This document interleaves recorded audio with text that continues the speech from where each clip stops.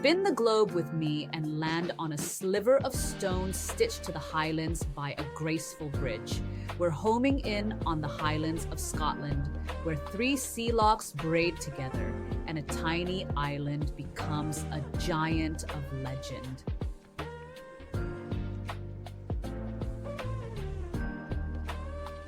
Eilean Donan Castle near Kyle of Loch-side is waiting.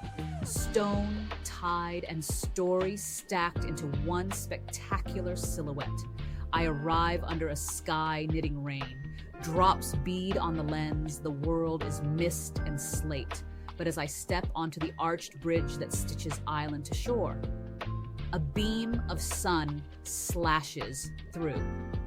In minutes, the castle goes from moody monochrome to cinematic gold. Welcome to a place that changes costumes faster than a theater troupe and looks good in all of them. Turn around and you'll see what I see. Water on every side, mountains like the backs of sleeping giants, and a fortress that has watched these elements wrestle for centuries.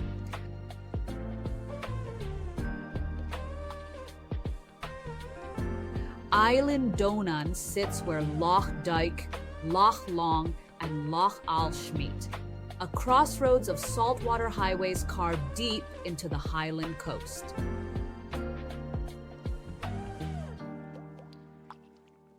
The name means Island of Donan, after a 6th century saint who preached among these rugged shores. Eilean Donan's earliest walls were built in the 13th century, part of a network of defenses as the Gaels pushed back against Norse power lingering in the Hebrides. Over time, it became a Mackenzie stronghold, with the MacRaes serving as its hereditary constables. Look up at the battlements, squint past the romance, and you can see the logic. Wide views down 3 lochs, early warning of approaching ships, and a small island that forces you to come at it in the open. It's chess, Highland style. And then came 1719. The Jacobite cause flared again. Spanish troops landed to support it and garrisoned Eilean Donan with gunpowder stored below. The Royal Navy, impatient and heavily armed, answered with a trio of warships. After days of bombardment, they stormed the island and blew the place to pieces.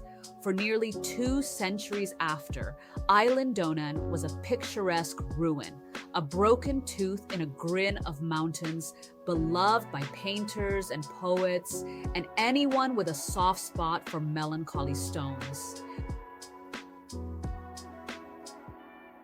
What you see now is a resurrection. In the early 20th century, a descendant of the old hereditary constables, a certain Lieutenant Colonel John MacRae Gilstrap, decided to bring the castle back. Work began in 1919 and continued into the 1930s, rebuilding from surviving plans and archaeological clues. That graceful arched bridge I crossed, a modern addition, a grand gesture that made what was once a tidal scramble into a stately approach.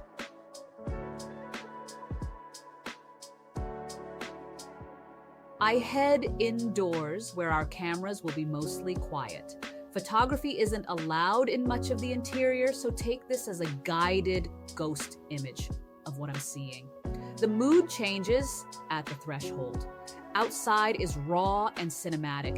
Inside is hearth and hush. Polished wood gleams. Old portraits watch with that Highland blend of stern pride and twinkling humor. You walk from room to room and feel the centuries arranging themselves into domestic scenes. A kitchen that once hissed with stew pots and sea-salted air. Sleeping chambers with the intimacy of a house rather than the austerity of a barracks.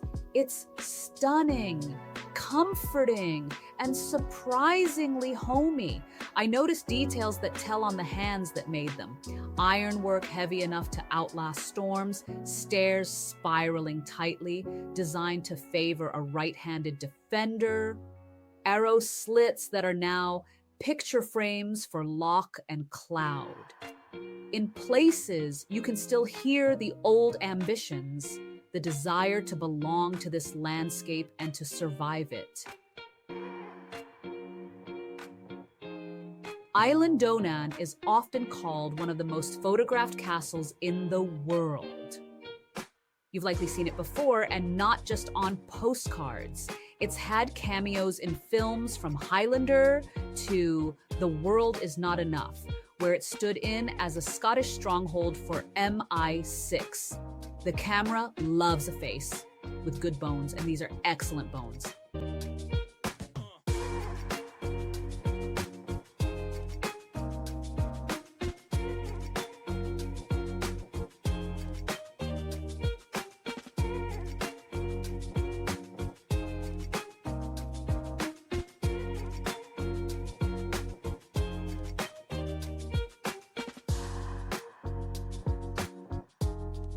I take a pause to see the whole castle framed by its three locks, and I flip the experience.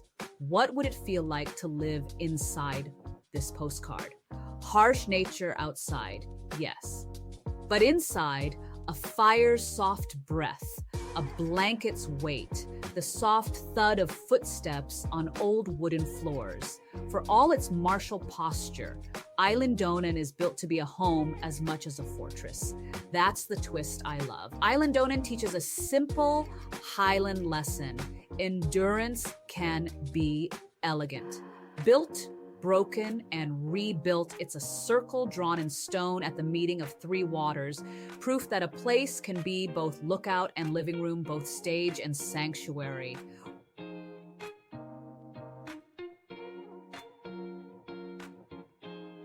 Until the next turn of the globe.